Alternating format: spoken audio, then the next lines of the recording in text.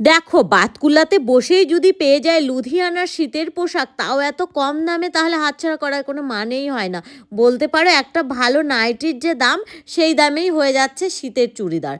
তো চলো সকাল থেকে ব্লগটা স্টার্ট করি। সকালবেলা রীতিমতো কাজকর্ম করে চলে এসেছিলাম বাজারে, স্নানটা করিনি, শ্যাম্পু নিতে এসেছিলাম, বাড়ি গিয়ে মাথাটা ঘষবো।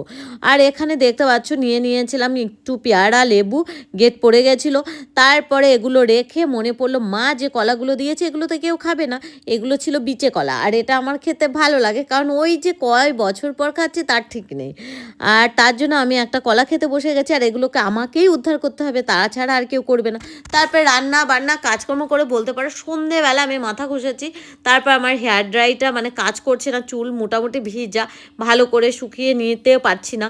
তারপরে চলে এসেছিলাম বাবুর আজকে লাস্ট সেই ভ্যাকসিনটা দিতে আর কি।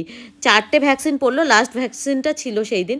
তো বাবুকে বললাম চল তোকেও একটা কিছু কিনে দিই। এখানে না ছেলেদের যে খুব ভালো কিছু ছিল তা না, তো হুডি ছিল, তো হুডি তো পরে যেমন টিউশন ফিউশনে যেতে লাগে, তার জন্য ওর জন্য একটা হুডি নিলাম। ও চয়েস করে চলে গেছে পড়তে। আর তারপরে আমি অনেকটা টাইম এখানে কাটালাম, যার জন্য আমি কয়েকটা ড্রেস দেখছিলাম যে কোনটা নেব কোনটা নেব। এই কার্ডিগানগুলো আমার বেশি পরা হয় না, আমার ঘরেও আছে, তার জন্য কার্ডিগান পরেই দেখলাম।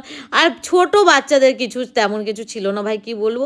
তারপরে মেয়ের এই টি শার্টটা মানে শীতেরই, মানে গরম গেঞ্জি, বলতে পারো সোয়েটারের মতো কাজ করে, আমাদের এখানে যেমন হালকা শীতের সময় পরা যায়, ওটা নিলাম।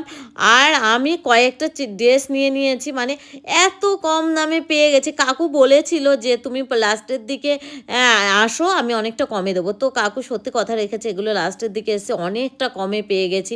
আর এই শালটা এতটা সফট, স্টলের মতো বড়, তো এটাও নিয়ে নিলাম। আর এই চুড়িদারটা একটা কাপ্তান নাইটির যে দাম সেই দামে আমি এই চুড়িদারটা কিনেছি, এত ভালো। তবে ফিটিংস করাতে হবে, তো আগামীকাল ফিটিংস করবো, এটাও ফিটিংস করবো, এটাও অনেকটা কম।